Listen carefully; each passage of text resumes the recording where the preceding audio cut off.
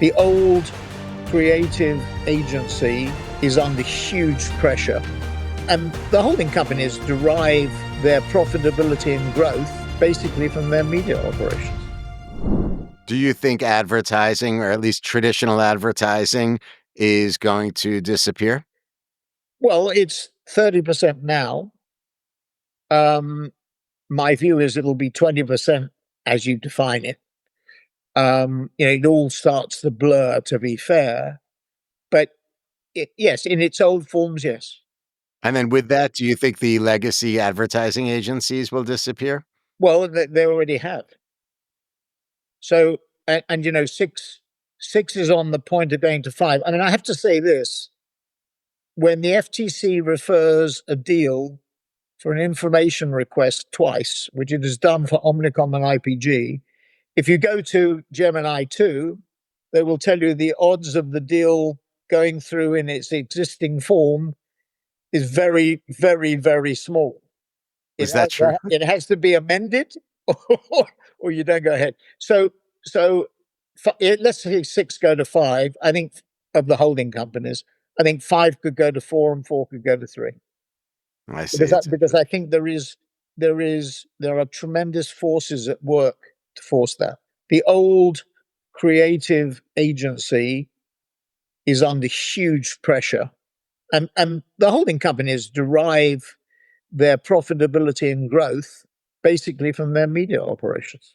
So other than like saying applying digital as a tactic to a trend in advertising, what types of brands or individuals, what types of people do you see, or brands or objects or businesses in need of marketing in the future? Like what will shift? Like you and I have had some conversations confidentially where I'm showing you in my world the the lessons and skill set that I've built in my career is now applying to a different type of client, let's say.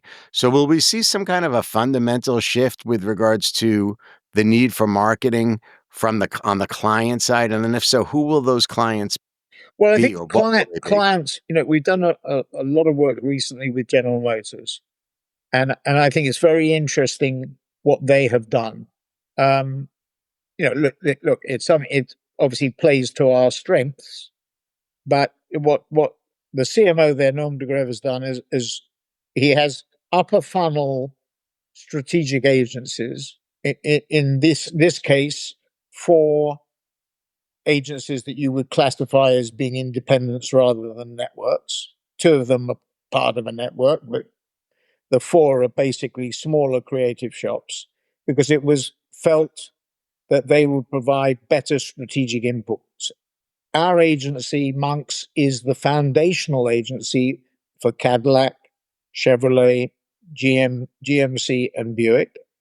And we take the big idea, we create the assets, we produce them and distribute them at scale globally, but primarily, obviously, GM is the 11th largest advertiser in the US, the 19th globally. So it's more a US company than global. So probably a little bit structurally easier to do because it's more focused organizationally. But it's a very different way of doing it. And I think that's the way, talking to several other companies of similar scale, some even bigger, they are moving towards that. I mean, in my view, the biggest block on change is not technological. It's not about how do you implement AI. How do you improve visualization and copywriting? How do you develop hyper personalization at scale? How do you develop better media planning and buying using algorithms? How do you stimulate greater efficiency? How do you disseminate knowledge through democratizing it through LLMs? That's not the issue. The issue is a sociological one. It's the unwillingness of people to change unless you put tremendous pressure. And I come back to tariffs for a minute.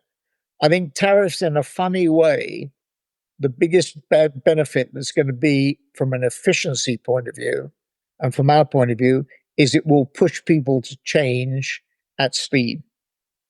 I mean, the shock to the system. And as somebody said to me at lunch, there's nobody else in the world who can do this like President Trump does it.